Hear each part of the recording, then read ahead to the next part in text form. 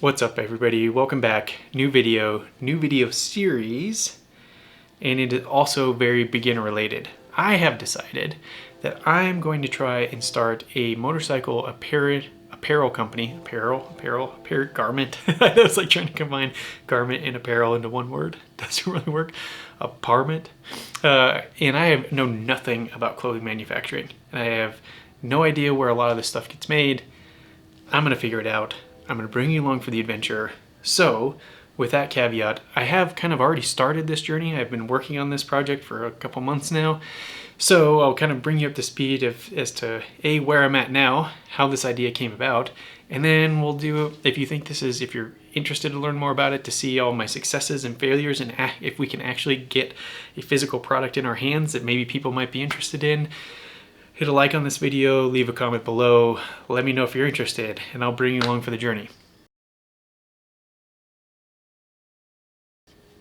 So let's start back a couple months. How did this all come about? I've been thinking about this for a while because I love motorcycles. And if you've been following along my journey, originally this channel was created because it gave me an outlet to enjoy my motorcycle and kind of bring other new riders along, and they can learn from all my mistakes.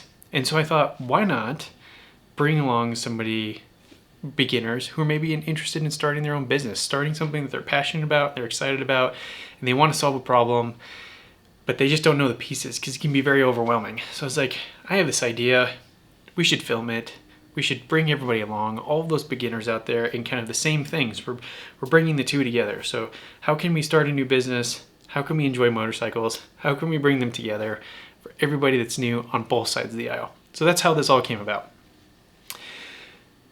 Then it became what problem am I going to solve? What I have realized that there are a lot of great motorcycle apparel companies out there, but generally speaking, they either A, look decent so that you could like ride it around town, go run errands, etc., and they provide decent level of protection.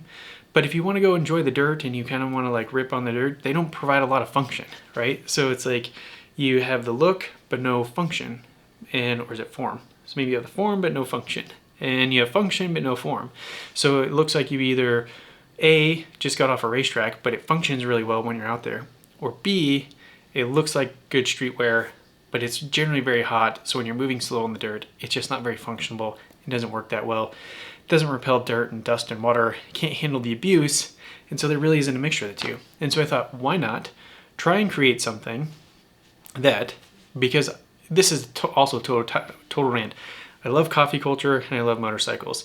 And there is a entire stereotype about GS owners that really they only purchase them so they can ride them to their local Starbucks. I want to embrace that. I think coffee culture is amazing. I'm also working on hopefully starting a specialty coffee company in the next year or so. So it's like basically like merging all of the things that I'm just really excited about and I love to think about. And when I think about them and try to solve problems in these industries, it's not work for me. It's fun. It's stuff that I'm into and it's stuff that I enjoy. So I want to embrace that. If you like to ride your GS to the local coffee shop, you shouldn't be afraid. Coffee's awesome. Motorcycles are awesome. GSs are awesome. So embrace it. Let's embrace it and enjoy it, I think. We shouldn't be afraid. But when you go enjoy that cup of coffee, do you want to go do a quick lap around your neighborhood or whatever your favorite little local ADV lap is? Again, it may be just your adventure is riding around your neighborhood and then going into a cup of coffee. Embrace it. If that's what you enjoy, then you should have fun with it and don't let anybody make fun of you because that's what you enjoy. Now, back to the problem. But if you're like me and you want to go do some dirt sections and you want to have fun on those dirt sections, you don't want to walk into your local coffee shop and look like you just got off the racetrack, right? You want to be able to sit down, enjoy that cup of coffee. Heck, maybe not even have to change your clothes. Take a shower, go ride your bike, go get a coffee, and maybe you can actually do the rest of the things you need to do that day without changing your clothes. So can we solve that problem of something that looks decent and that also functions well? If there's a brand out there that I'm not aware of, because there's a couple of big brands that I really like and they have some pieces that are close but not quite. If I'm missing any of those, leave a comment below. And again, if you've made it this far and you like this idea, you want to come along for this journey, hit the subscribe button, hit the notification bell, all the YouTube stuff. And it lets me know that you're just more interested in this content and I'll bring you along. So that's the problem we're trying to solve. And in business, you have to find a problem, basically solve a problem.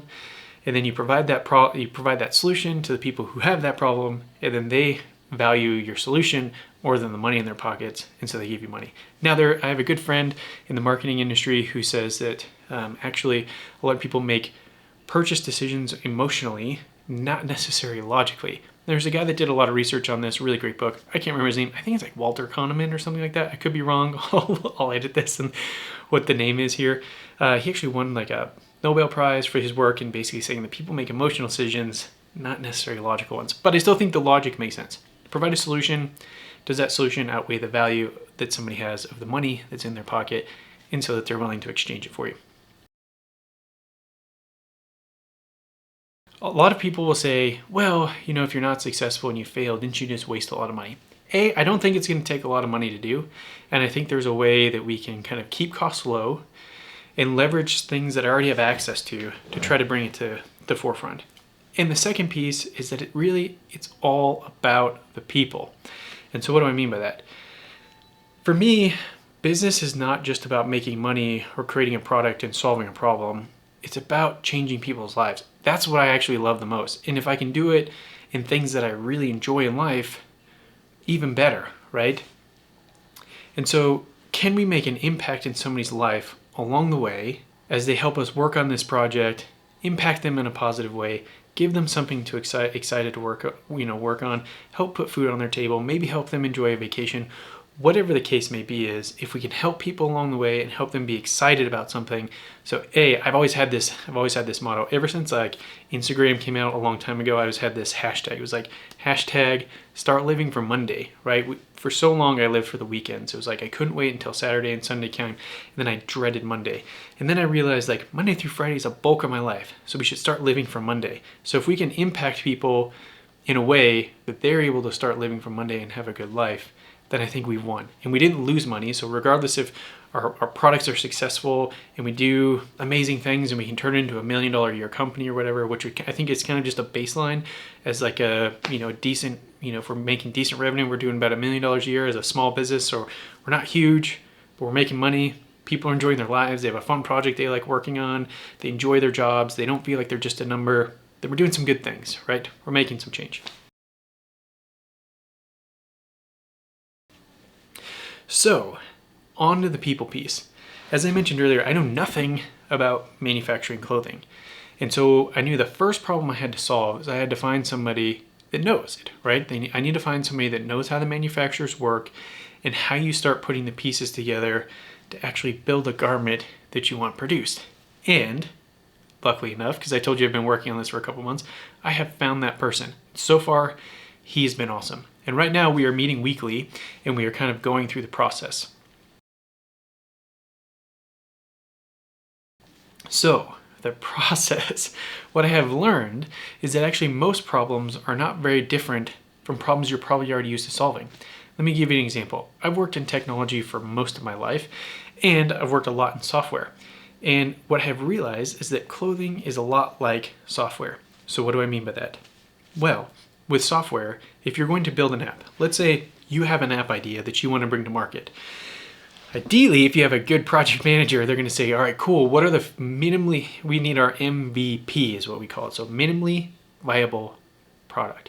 So how do we create a minimally viable product, meaning the least amount of features we need possible so that people can start using it, give us their feedback so we can improve the product and create a mature product, right? And then you're kind of on this upward curve and then it flattens out and you're kind of like, you've kind of added everything that you need, and it's just really about maintaining that product and making sure your customers are happy. So what I've realized is that clothing is not much different. So this person that I have found that knows good manufacturers and actually has found 3 or 4 manufacturers that have what we call white label. So if you're interested in starting your own clothing company, just know that there are companies out there that have their own templates and clothes that they've designed. They'll let you relabel. So you don't have to come up with anything. You don't have to design it. You don't have to change it. You can put your own label on it and sell it. This I'm very familiar with. When I had a job a long time ago working in the sports supplement industry, like one of my first jobs, there was a lot of white labeling that went on. So a lot of professional like bodybuilders and stuff, they didn't really make their own supplements. They just put their name on a supplement that was already being made and then they sold it. So they were sourcing it, getting their own labels made. It's called white labeling. you can white label your own clothes. So if you're interested, you could easily white label your own clothes, sell your own thing, and then generate some revenue to maybe develop your own garments. So that's one avenue. We're not doing that. But because we actually want to create a product that solves my problem and hopefully solves that problem for other people as well, right? And mostly that problem is, can we go for an ADV ride and then go enjoy a good cup of coffee without having to change our clothes? So back to software. So what I have realized is that through this process, there are a lot of features and designs. There's a lot of form and like look that I want, but also a lot of features. What I've realized, again, through this person that knows the clothing manufacturing, is they're basically getting me to whittle down what are the minimal feature sets that I need in order to create my first run and our initial samples.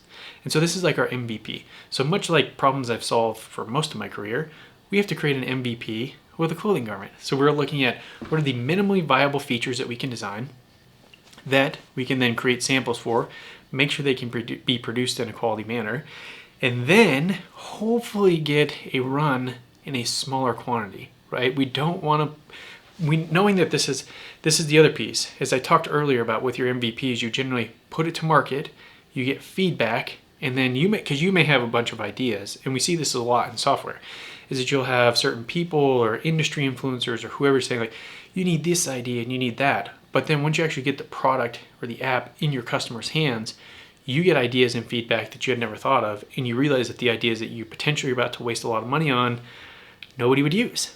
So can we do the same thing with a garment?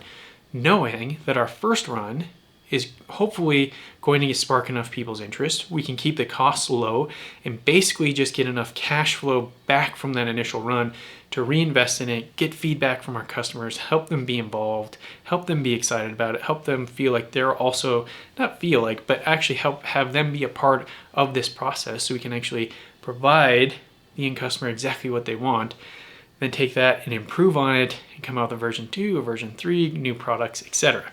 So we got to come up with our MVP. That is what we're working on now. We're also working closely on getting our initial logo going. So we're really close. I have a designer that has done some other stuff for me, has helped me, and so he's working on our logo currently.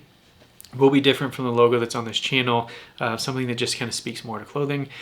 Also working on a few t-shirt ideas that I think would be fun to embrace this idea of coffee and motorcycles and some of the other fun things that most people don't want to embrace, but I think we as adventure riders and coffee lovers, we should embrace them. So we're gonna lean into that. If you've stayed this long, because we're now like 12 minutes or so into this video, make sure to subscribe.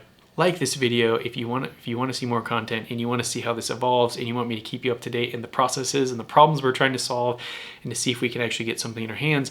And let me know if you would be interested in actually being one of the first people to try this out for yourself, to give us feedback on what you think of it, if it sucks. And this is the other thing, when you're building a company, you can't be afraid of negative feedback, because negative feedback is actually good feedback, because it's telling you how to actually improve the product to make it better for your customers. So if you're also interested in being one of the first people to get one of our first runs, let me know, leave a comment below.